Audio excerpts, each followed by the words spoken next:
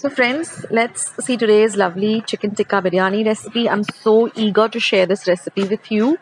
Now I'm going to show you how to get the onions ready first. This is very important to get this biryani just right.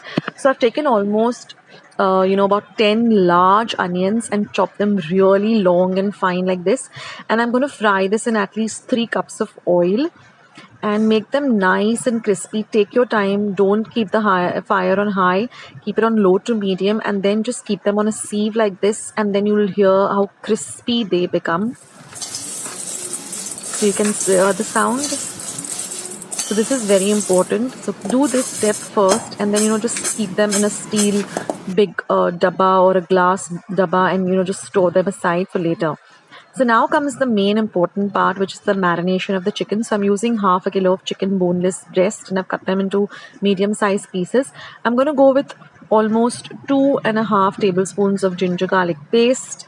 This is some pepper powder. So I'm going to go with 1 tablespoon of pepper powder. This is jeera powder or cumin powder. I'm going to go with 1 tablespoon of jeera or cumin powder. Next, we're going to add some coriander powder. So that's about 1.5 tablespoon of coriander powder. Next, I'm going to add half a tablespoon of turmeric or haldi powder. Now I'm just going to add just about half a tablespoon of garam masala. Next, we're going to add 1.5 tablespoon of normal red chili powder. Then I'm going to be adding almost 2 tablespoons of Kashmiri chili powder.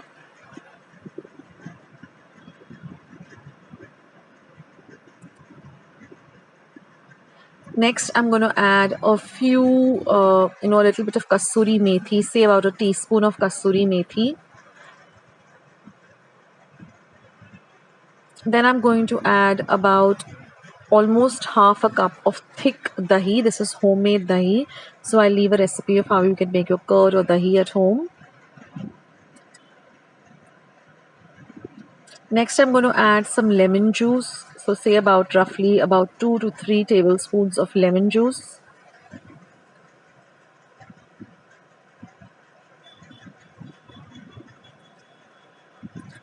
And now we're just going to mix all of this really well together. Now guys, you should try out this recipe. It is just divine. So this is how it looks when it's all nice and mixed up. Now we have to add some salt, which was very, very important. So you add salt to taste. So I would go with roughly about maybe 1 big tablespoon of salt. And now we're going to marinate the chicken for half an hour. And after half an hour, I'm just going to shallow fry these pieces of chicken till they're nice and crispy. So don't forget to marinate this for at least half an hour. You can keep it for even overnight. You can keep it for 2 to 3 hours, but minimum keep it for half an hour. And then just fry them till they're nice and crispy.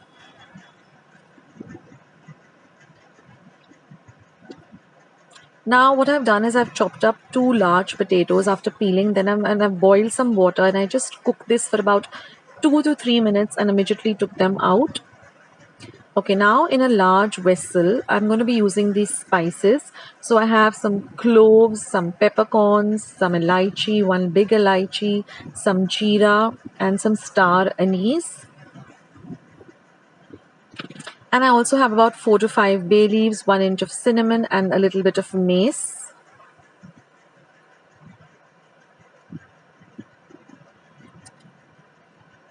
So now my oil is nice and hot. So I'm going to use at least about 4 to 5 tablespoons of oil. This biryani does require a lot of oil.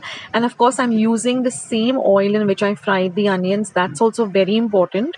So once, fry the onions first and then, just retain the oil and use only that oil for the biryani. Now I'm going to add all of these whole spices.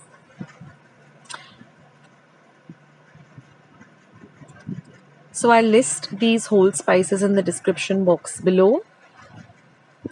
Now let them fry nicely on a low to medium flame.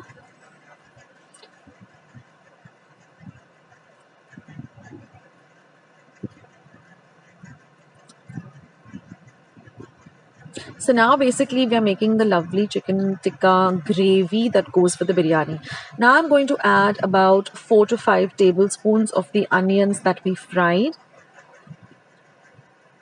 Bagar everything nicely.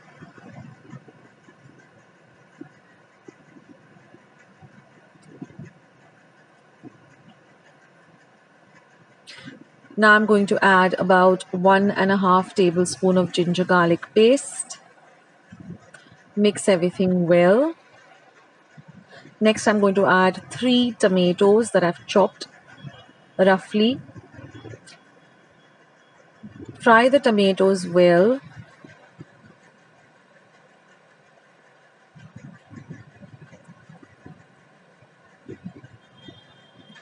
Now we're going to add just about a teaspoon of salt and mix everything well, because this will help the tomatoes to cook fast.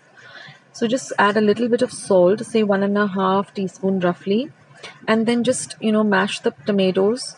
And then we're going to cover and cook it till all the tomatoes are nice and soft. That's very important. So now you can see how all the tomatoes have cooked really well. Now I'm going to add half a teaspoon of turmeric or haldi powder. Next, I'm going to add about 1 teaspoon of red chili powder.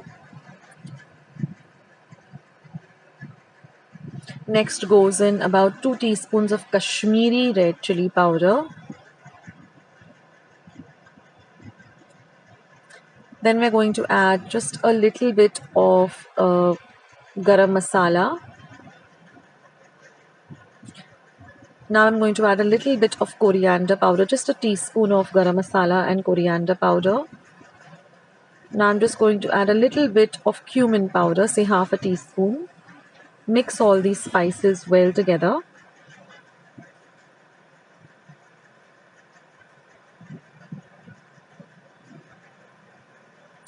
I just wanted to share this recipe with you all as soon as possible.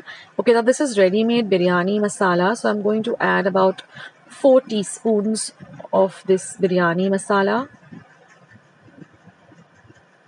and mix everything really well.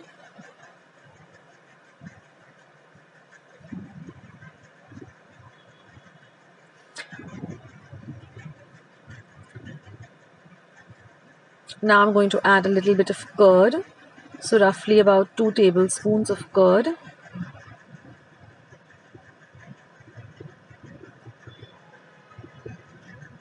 Mix everything really well together. Don't worry, I'll list all the ingredients down in the description box. Mix all of this nicely together. You can adjust the biryani masala as per your liking. You can add less or you can add more. Now again, I'm going to add about a 1/4 cup of these fried onions. Just crush them like this and add them.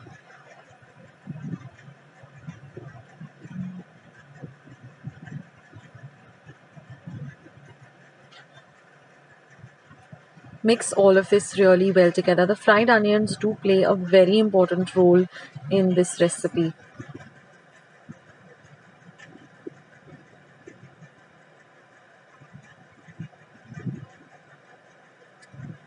Now I'm just going to crush some pudina leaves, say about roughly 4 tablespoons.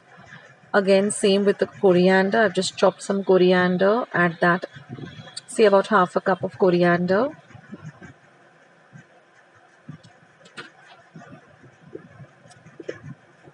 Let this cook really well. This is, the base of the biryani. Now again, I'm going to add about 2 tablespoons of lemon juice. So even if you plan to make a veg biryani, this is the gravy, then you can always add, your veggies into this instead of the chicken and continue making a veg biryani. And I'm going to add a little bit of water, so say about 1/4 cup of water. Mix everything really well.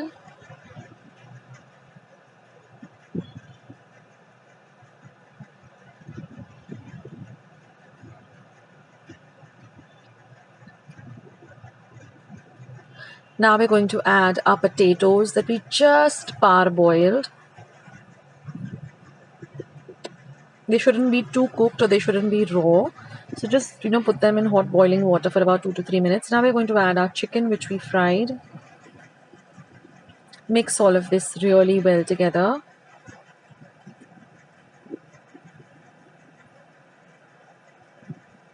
Doesn't it look delicious already?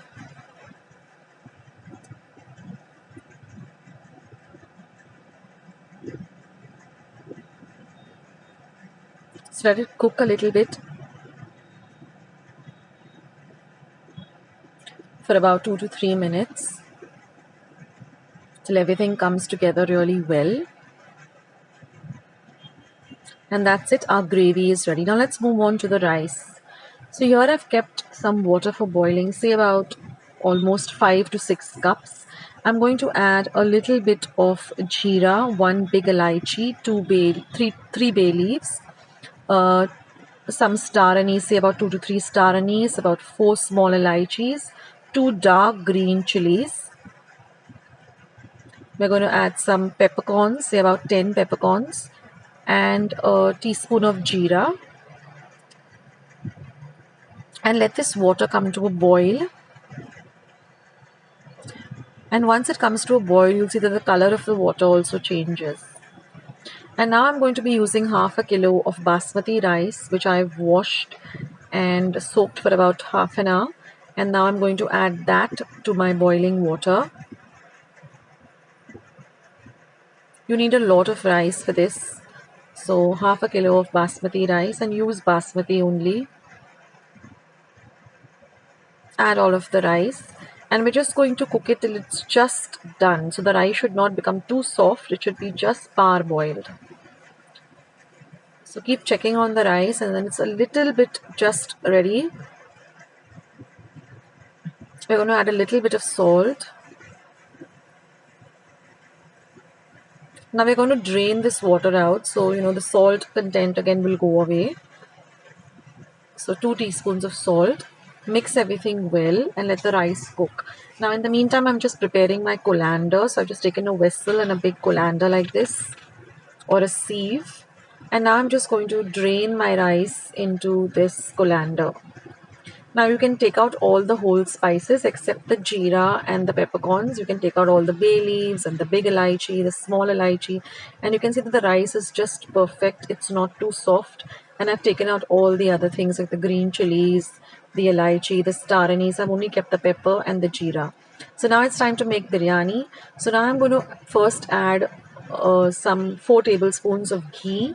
Then I'm going to layer the rice. Then I'm going to put about 4 to 5 tablespoons of the gravy like this. Then on top of that, I'm going to add some coriander and some pudina, as well as some fried onions.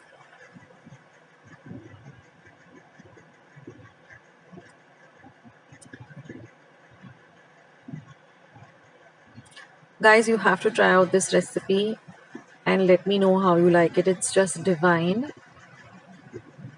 So now that one layer is done, again you're going to add one more layer of rice. Again you're going to repeat the process by adding the remaining gravy.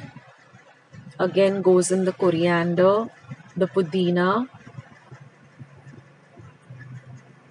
and the fried onions. Sorry, I'm moving my camera this way, but I was, trying to get everything done and shoot the video at the same time. So this is how it looks, and then again we're going to put a layer of rice on the top. My entire kitchen had this beautiful aroma of chicken tikka, and I just couldn't wait for it to get ready, and I couldn't wait to share it with you all guys, so you all can also make it and share it with your loved ones and enjoy it yourself too. And then this is the top layer of the remaining rice. Again, I'm going to put some ghee on top, say roughly about a tablespoon or 2 tablespoons of ghee. Ghee really flavors the rice. And now I'm going to add some saffron milk. So I just took about 4 tablespoons of milk, made it warm, and added about a teaspoon of saffron strands, let it sit for about some time. And I added a little bit of red food color.